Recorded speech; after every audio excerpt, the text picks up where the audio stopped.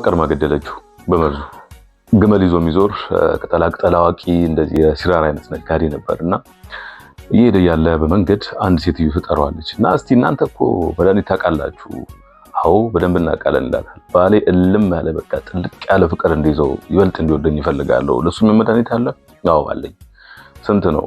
ይወደድብሻል። ይሁን ሸጠላት ማለት ነው። ከዛ ይሄንን በምግብ ነው የምትሰጪው ይላታል።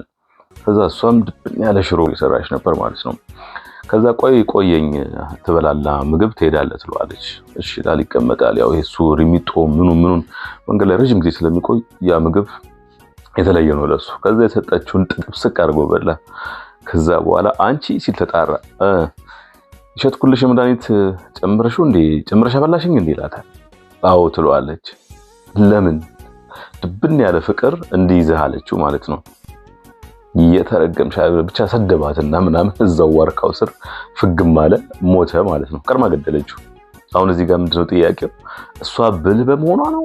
ሰውየው ቀኑ በመድረሱ እሱስ ፍቅር ሸጥኩላት ብሎ ሞት ሸጠላት ምንድን ነው ይላል። ስብሐት ለአብ ለዘነበው ላይ ያጫወተው ነውና ለስብሐት የሚያጫወቱት እቺን ጨዋታ እናቴ ወለላይ ናት ይላል። ማስታወሻ ላይ ያነበብኩት በተገኘበት ይነበብ።